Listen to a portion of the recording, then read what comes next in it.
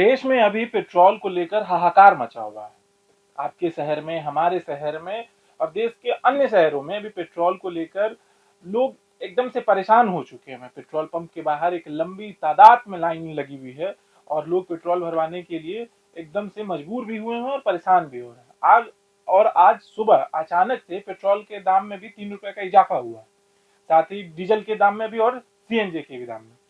हमारे साथ अभिषेक है और हम जानने की कोशिश करेंगे कि अचानक से पेट्रोल के दाम में ये 3 रुपए क्यों बढ़ गया और लोग इतने क्यों पेट्रोल भरवाने के लिए से एकदम से ये हो गया, उनके दिमाग में क्या आ गया कि नहीं, मुझे पेट्रोल भरवाना ही भरवाना है, इसलिए एक लंबी तादाद में लाइनें लग गई। क्या क्या मामला है अभिषेक? ये देखिए, पेट्रोल डीजल के दाम जो भी ईंधन के जो है सवाल हो रहे हैं, ये तो दाम बढ़ना ही था।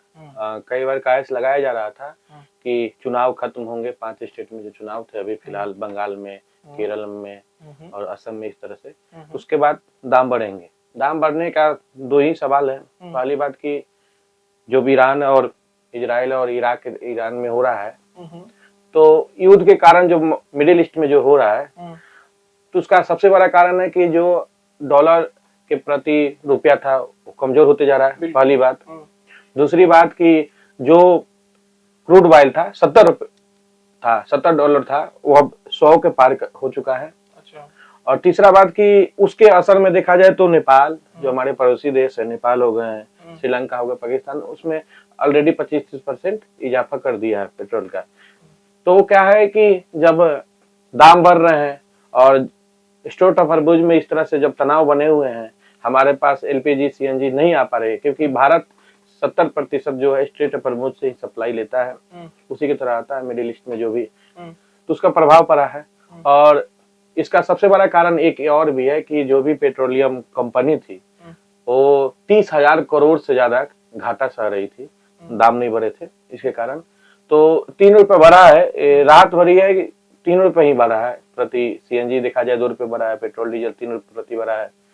और कुछ दिन पहले आपने देखा होगा कि कमर्शियल सिलेंडर के भी दाम बढ़े थे।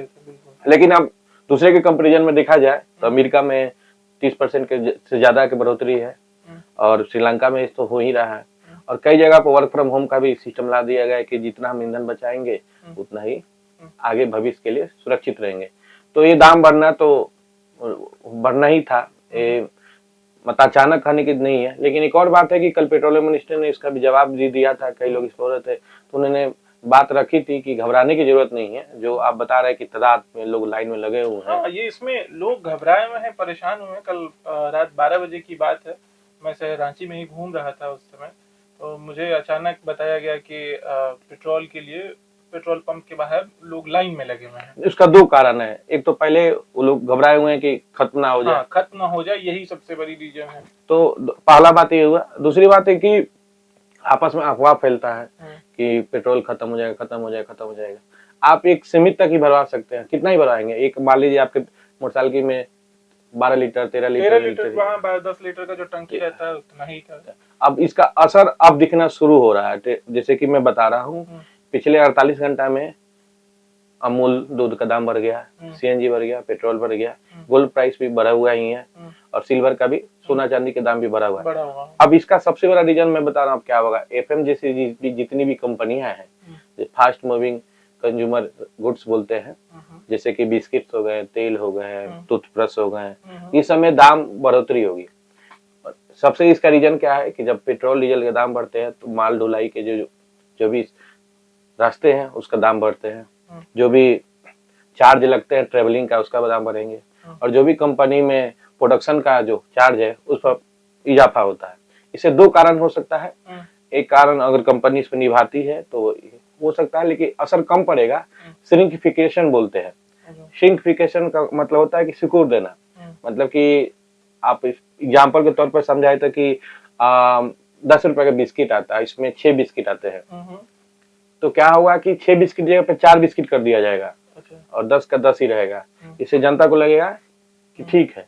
तो कंपनी इस तरह से दो फायदा के लिए कर सकती है कि जनता पर राहत हो। लेकिन कहीं ना कहीं इन सब चीजों के बीच में अचानक से एक हफ्ते के अंदर में पेट्रोल का दाम बढ़ जाना, डीजल का दाम बढ़ना, गैस सिलेंडर का दाम बढ़ना, दूध का दाम बढ़ना, सोना का दाम बढ़ना, इससे तो मार तो जो मिडिल क्लास परिवार जो है वो खा रही है ना। अभी आप देखिएगा तो सारे पेट्रोल पंप के बाहर एक अपना नौकरी छोड़ के लोग, घर परिवार छोड़ के लोग पहले अपने गाड़ी में तेल डलवा रहे हैं। इसमें एक जैसे कि 3 दिन 4 दिन पहले प्रधानमंत्री ने आह्वान किया था कि गोल्ड ना खरीदे साल भर। सबसे बड़ा इसका इफेक्ट पड़ा है सराफा बाजार पर। सराफा बाजार के अब मंदी ही पड़ गया, समझ कल लीजिए। मैं गया था, मैं रिपोर्ट भी लाया था। आप दर्शकों से अपील है कि उस वीडियो को भी आप देख सकते हैं। उसमें कैसे एक सराफा बाजार के जो सुनार हैं वो बता रहे हैं कि मुझे अगर यही माहौल रहा तो मुझे आत्महत्या कर लेना पड़ेगा या फिर मुझे ना धंधा चेंज करना पड़ेगा। ये इतना मंदी नहीं झेल सकते, क्योंकि वो लोग भी तो अपने एम्प्लॉय को रखे हुए हैं, उनको भी पैसा दे रहे हैं। बैठा के तो कोई किसी को पैसा देगा नहीं, और जब तक उसकी बिक्री नहीं होगी तो कैसे घर चलेगा। फिर टॉपिक पे आते हैं हम लोग कि ये जो तेल वाला जो अभी है, आपको क्या लगता है कब तक ये सिलसिला चलता रहेगा? देखिए, अगर सरकार चाहती, सबसे पहले दबाव था तेल कंपनियों पर, क्योंकि वो 30,000 करोड़ से ज्यादा को लोगों घाटा सह रहे थे। इसमें सरकार के भी दबाव थी, तो दाम बढ़ाना था। इसमें सरकार, अगर मैं किसी अगर पेट्रोल का अगर दिल्ली का प्राइस ले ले और उसको ब्रेक डाउन करें कि मान लीजिए कि अगर अभी 97 रुपया 77 पैसे तेल मिल रहा है, 3 रुपये बढ़ोतरी होने के बाद डीजल की बात करें, तो सरकार कैसे उसको बचा सकती है। अगर मान लीजिए डीलर को मिलता है 77 रुपये, ठीक, डीलर कमीशन होता है 4 रुपये 40 पैसा अगर ब्रेक डाउन करे तो, और वैट, वैल्यू एडेड टैक्स, ये सरकार लेती है 15 रुपये 88 पैसा। अगर सरकार वैट को घटा दे तो जनता को राहत हो सकती है। तो कितना अभी जो 97 रुपए है वो उससे कितना घट के आ जाएगा? 90 रुपए? अगर जितनी कंपनियां ने दाम बढ़ाई है 3 रुपया, अगर सरकार चाहे तो 3 रुपये टैक्स घटा दे तो राहत मिल सकती है, लेकिन ऐसा करेगी नहीं, क्योंकि सरकार को भी टैक्स की जरूरत है, देश चलाने की जरूरत है। लेकिन सबसे ज्यादा असर पड़ेगा मिडिल पर, जो मिडिल जनता है, मध्य क्रम के जो भी लोग हैं। लेकिन सबसे बड़ा उसका असर सिर्फ आप तेल पर मत जाइए, आप रोजमर्रा के जीवन पर भी जाइए। आप जो कपड़े खरीद रहे हैं, खाना खरीद रहे हैं, जो भी सामान खरीद रहे हैं, उसका असर पड़ेगा, क्योंकि बिना तेल से कोई प्रोडक्ट का निर्माण नहीं होता। इनडायरेक्टली देखा जाए, अगर मान लीजिए बिस्किट बना रहे तो मशीन चाहिए। तेल अगर हम सरसों ले रहे हैं या सोयाबीन का तेल है, किसी तेल का ले रहे हैं, तो कहीं ना कहीं पेट्रोल का मूविंग का खर्च है, माल ढुलाई का खर्च है। तो जो भी सामान है एक दूसरे से जुड़े हुए हैं, और सबसे इसका कारण है ईरान अमेरिका का जो तनाव बना हुआ है, और इसका असर लंबे समय तक देखने को मिलेगा। और परचेजिंग पावर भी घट गई है लोगों की, तो संभवतः मुझे लगता है कि इसको संभलने में समय लगेगा। सरकार की क्या रुख रहती है वो तो बाद में भविष्य देखी जाएगी, लेकिन अभी आने वाले साल भर तक डीजल का, पेट्रोल का दाम में और बढ़ने की संभावना है। ये जो पेट्रोल डीजल का दाम जो बढ़ रहा है, तो कहीं ना कहीं इसमें मतलब जो ई व्हीकल्स है उसको लोग खरीदना आप ज्यादा प्रेफर करेंगे? हाँ, मुझे ऐसा लगता है। मैं अभी खबर पढ़ रहा था, इसका शुरुआत कई लोगों ने भी शुरू कर दिया। जैसे बिहार सरकार ने अभी 12,000 महिलाओं को ईवी अगर गाड़ी खरीद रहे हैं, स्कूटी, तो सरकार उसको डीबीटी के द्वारा, डायरेक्ट बेनिफिट ट्रांसफर के द्वारा आपको पैसा देगी। मतलब कि एक तरह से बिजली जो भी इलेक्ट्रॉनिक गाड़ी है उसका बढ़ावा बढ़ेगा। लेकिन सबसे बड़ा कमी देखा जाए तो ओला ने जिस तरह से भारत में अपना वर्चस्व बनाया था ईवी के लेकर, लेकिन जिस तरह से सर्विस नहीं मिलने के कारण और कस्टमर खुश नहीं होने के कारण उसका शेयर प्राइस घट गया। नहीं तो दुनिया के सबसे ज्यादा बिकने वाली गाड़ी ओला की थी और सबसे टॉप में था शेयर में। इसका कारण है, हाँ, ईवी में भी थोड़ा बहुत दाम बढ़ने के चांस है, क्योंकि चांदी के दाम बढ़े हैं, तो चांदी ईवी के कार में चांदी का ही जरूरत पड़ता है बैटरी में। हाँ, बिल्कुल। तो उसका भी थोड़ा बढ़ने की संभावना है। लेकिन संभवतः अभी हम पेट्रोल डीजल पर जैसी चर्चा हो रही है, तो उसमें अगर ईवी का हम विकल्प चुनते हैं तो संभवतः रहेगा। और सरकार अगर हो सकता है तो भविष्य में, मेरी एक ऐसी समझ है कि 1-2 सप्ताह के अंदर भारत सरकार पूरे भारत में वर्क फ्रॉम होम 2 से 3 दिन का लागू कर सकती है। लागू नहीं करेगी तो कम से कम आग्रह तो कर सकती है कि आप इस तरह से कदम उठाएं। एक ये आप जो हमारे दर्शक हैं प्रभात खबर के, उनको क्या कहना चाहेंगे कि जो अभी परेशान हो रहे हैं वो पेट्रोल भरवाने के लिए, तो ये परेशान होना उनका जायज है या फिर उनको अभी थम जाना चाहिए। नहीं देखिए, परेशान नहीं होने की ये जरूरत मामला है। अंडर कंट्रोल हो जाएगा। देखिए, परेशान होने की तो जरूरत नहीं है। स्वाभाविक है कि जो हमारे खर्च हैं उससे अतिरिक्त अगर दाम बढ़ते हैं तो बिल्कुल प्रभावित होते हैं।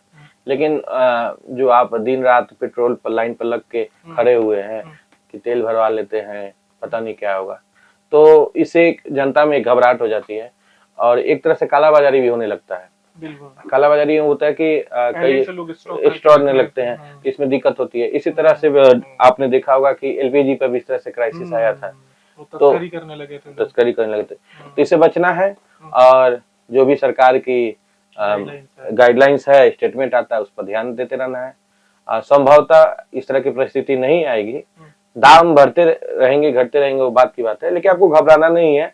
पेट्रोल पर जो भी लाइन लगे हुए हैं उससे बच के रहना है। और अभी तक तो कल की बात है कि हरदीप सिंह ने बताया, हरदीप पुरी सिंह ने, कि 7 दिन तक हमारे पास भारत में अभी कोई कमी नहीं है। ठीक है, अभी हमारे एक्सपर्ट अभिषेक ने आपको जो बताया उस पे अमल करिए और देखते रहिए प्रभात खबर। हमारा नाम है आदर्श शिवम और हमारे सहयोगी थे अभिषेक। प्रभातखबर.com, विश्वास वही, रफ्तार नहीं।